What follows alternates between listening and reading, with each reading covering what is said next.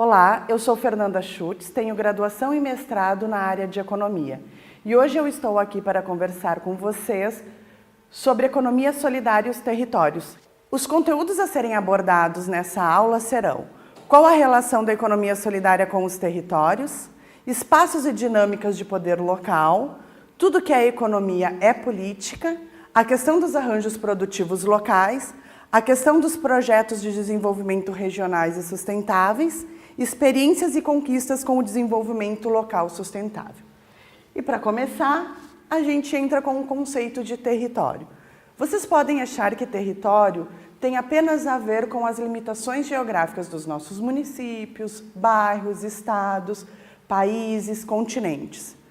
Mas a gente vai ver aí, a partir das visões de Marcelo Souza e do Milton Santos, que esses espaços geográficos, na verdade, refletem as relações de poder que são estabelecidas pelas relações sociais.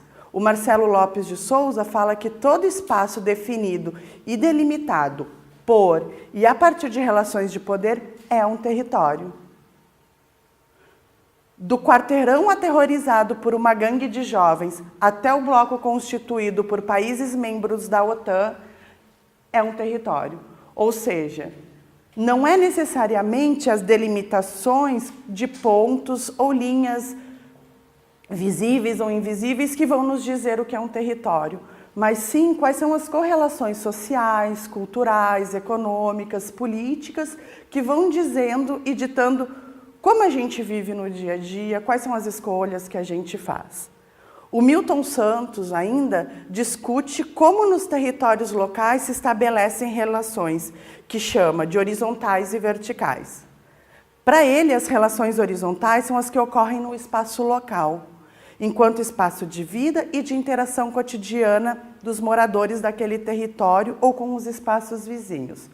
Ou seja, a gente está muito mais localizado, a gente pode chamar um bairro de um espaço horizontal, as relações que a gente tem com os nossos vizinhos, com o mercadinho, com o centro da cidade, com os outros bairros. Numa região metropolitana, a gente pode chamar de espaços vizinhos outras cidades que a gente pode conviver, que a gente sai de uma cidade onde mora e trabalha em outra, estuda em outra.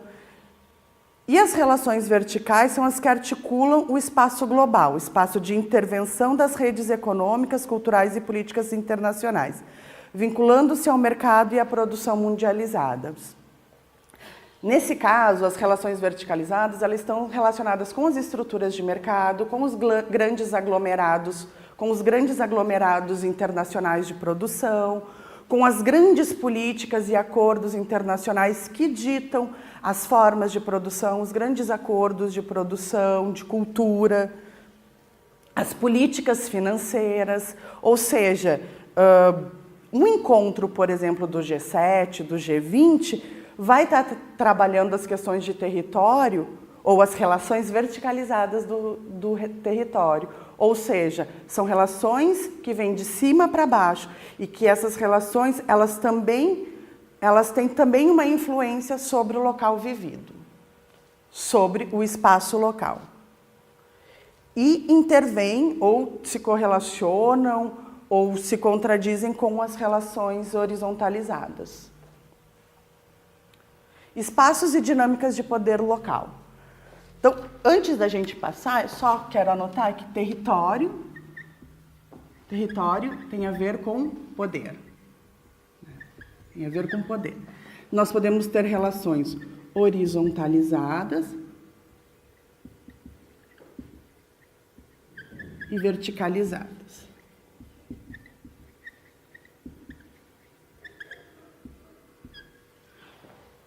Bom, espaços e dinâmicas de poder local. O local não significa necessariamente um espaço físico, determinado e delimitado geograficamente. Como argumenta Tânia Fischer, a questão do poder local diz respeito, sobretudo, ao conjunto de redes sociais que se articulam e sobrepõem, com relações de cooperação ou conflito em torno de interesses, recursos e valores em um espaço cujo contorno é definido pela configuração deste conjunto. Vejam que território e espaço e poder local eles têm uma relação de conceito.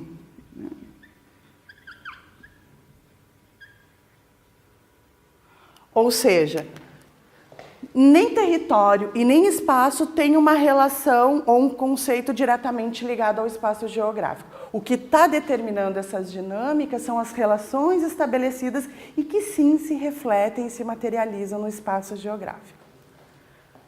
Assim, nós podemos ter interferências, nós podemos conduzir ou interferir nesses processos horizontais e verticalizados. E aí a grande questão é como que a economia solidária ela pode, a partir das suas diversas organizações, conseguir criar novas relações de poder, novas relações culturais, novas relações de produção que modifiquem o território. Que correlação de forças é possível serem realizadas, identificadas, para que a gente possa modificar as relações no território e também no espaço e poder local. O Luiz Vanderlei observa que a consolidação de um poder local democrático se insere em questões mais amplas no que dizem respeito às relações de poder instituídas no capitalismo. No caso específico do Brasil, é fato notório que os grupos e classes, dirigentes e dominantes, tudo fazem para impedir a constituição de um poder local, com a participação hegemônica dos grupos e classes populares. E mais, que estes últimos participem da gestão pública em igualdade de condições. Aqui o Vanderlei, ele coloca de uma forma, como é que a maioria das pessoas, ou a base popular, os empreendimentos de economia solidária, as redes, cadeias, e nós, né, porque além de participarmos, além de quem participa é associado de um empreendimento, também é consumidor. Como é que a gente pode participar e ter poder? Porque poder é decisão, né? Então, se eu tenho decisão, eu tenho poder. E de que forma que a economia solidária ela pode transformar isso? Primeiro é rompendo com a hegemonia, com essas formas. Luiz Vanderlei observa que a consolidação de um poder local democrático se insere em questões mais amplas, que dizem respeito às relações de poder instituídas no capitalismo. No caso específico do Brasil, é fato notório que os grupos e classes dirigentes dominantes tudo fazem para impedir a constituição de um poder local com a participação hegemônica dos grupos e classes populares. E mais, que estes últimos participem da gestão pública em igualdade e condições. Quando a gente vai estar falando de poder e decisão, a gente vai estar se relacionando com questões econômicas, que dizem o que produzir, como produzir, para quem produzir.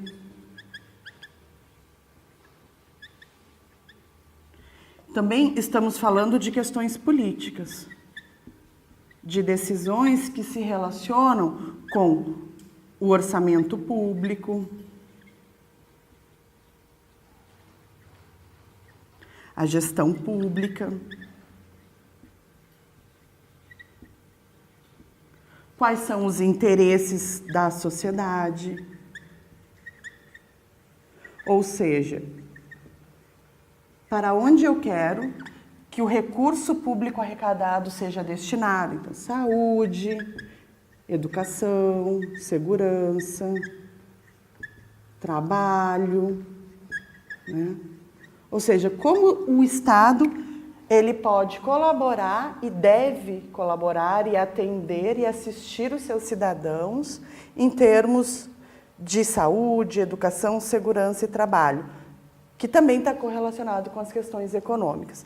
Nós ainda temos as questões de cultura, né? Ou seja, quais são os espaços de lazer que nós temos, quais são os shows que nós podemos acessar, como o cinema está distribuído, o teatro, a dança, a música, a arte, como a gente acessa tudo isso? Quem decide? Quem define onde esses locais, essas coisas devem estar à disposição e quanto à disposição de cada um de nós? Então, quando a gente está falando de poder, a gente está falando de decisões que perpassam isso. E quem tem poder de decidir? Quem está nas instâncias econômicas, políticas, que conseguem fazer a intervenção e, então, determinar essas relações de poder e o território e os espaços e dinâmicas de poder local. Aqui é uma tentativa da gente se perguntar e olhar para a economia solidária, né? Se o território é delimitado e definido por e a partir das relações de poder, se o poder local está relacionado com redes sociais, se o poder local está relacionado com redes sociais, relação de cooperação ou conflito em torno de interesses, recursos e valores, e que no território nós temos relações horizontalizadas e verticalizadas, como é que eu dialogo com a economia solidária? Qual é o território da economia solidária? Dos empreendimentos, das cadeias, das redes solidárias, das entidades de apoio, das políticas públicas e dos gestores públicos. Como que tudo isso se correlaciona com os processos de organização da economia solidária? Quando a gente está falando de horizontalidade, a gente poderia perceber que a gente tem intervenção, ou que a gente pode intervir nas nossas relações de consumo local, com grupos de consumidores, feiras de economia solidária, redes de empreendimentos, formação e capacitação, apoio e articulação com entidades de apoio e fomento, e os fóruns municipais, estaduais e até mesmo o Fórum Brasileiro de Economia Solidária. Ou seja, ele vai poder, esses espaços ou essas ações, elas vão poder rediscutir e redefinir as relações de território e, nesse sentido, definir o território. Do ponto de vista vertical, que a gente está falando de mercado, de aglomerados econômicos, de multinacionais, será que as cadeias produtivas solidárias, as redes de empreendimentos de economia solidária, as próprias leis de economia solidária aprovadas ou não, elas não podem, não digo reestabelecer, mas elas não podem intervir nas relações verticalizadas? Até que ponto uma cadeia produtiva ela não pode, de repente, trazer novas formas de produção ou de romper com as relações de produção e consumo já estabelecidas? Né? Aqui a gente está falando um pouquinho dos arranjos produtivos locais e tentando trazer isso um pouco. Como é que a gente poderia identificar um arranjo produtivo local na economia solidária? Se a gente pensa que os arranjos produtivos locais, né, são aglomerações territoriais de agentes econômicos, políticos e sociais com foco em um conjunto específico de atividades econômicas, que tem relação com empresas que podem ser produtoras de bens e serviços, até fornecedoras de insumos e equipamentos, mas que também tem formas de representação e associação, e incluem diversas outras organizações públicas, privadas, que podem fazer processos de formação, de capacitação para as pessoas, escolas, universidade, pesquisa, desenvolvimento, engenharia, política, promoção e financiamento. Eu tenho tudo isso na economia solidária, mas de que forma que esses arranjos produtivos locais estão? Os arranjos produtivos locais são um conceito bastante vinculado ao sistema do capital, ao olhar um território, um local onde você tem a interação de determinado setor produtivo com a universidade, com entidades de apoio e fomento, com crédito. E como é que a gente poderia pensar que isso fica na economia solidária? Essa é uma tentativa de dizer como seria ou quais seriam as relações, as entidades, os empreendimentos que estariam relacionados. Do ponto de vista produtivo, a gente tem desde o empreendimento, uma unidade produtiva, uma cooperativa, uma microempresa gerida coletivamente, cadeias produtivas solidárias e redes de economia solidária. Aqui, quando eu estou falando de redes, eu também estou falando de redes de consumo, de redes de cooperação entre empreendimentos. O campo das finanças solidárias como um apoio de crédito, né, bastante importante, e de traçar um novo, digamos assim, um novo circuito econômico, né, para processos de financiamento, de apoio financeiro e de apoio econômico. Aqui a gente pode destacar bancos comunitários e fundos rotativos como grandes elementos ou instrumentos apoiadores também do desenvolvimento local e do apoio ao desenvolvimento no território. Os fóruns de economia solidária municipais, regionais, estaduais e o Fórum Brasileiro, os conselhos de economia solidária também são elementos importantes nessa articulação do que a gente poderia assemelhar a um arranjo produtivo local.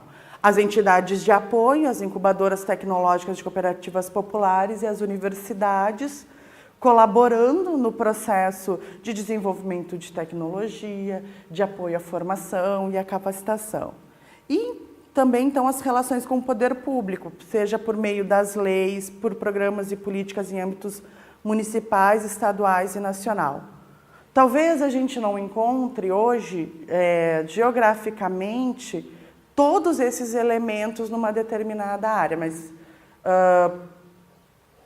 nós, por exemplo, eu vou usar o exemplo do bairro Sarandi, onde a gente tem a Univens, a Cooperativa das Mulheres Unidas Venceremos, o Banco Comunitário Justa Troca, e a Cooperativa Univens também faz parte da cadeia solidária do algodão orgânico Justa Trama.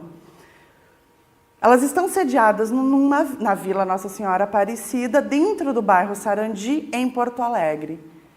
E essas duas instituições, essas duas organizações, elas têm uma influência dentro daquele limite, dentro daquele bairro, dentro daquela... Eles têm um respaldo, elas têm relações de confiança, mulheres que moram na vila, trabalham na cooperativa.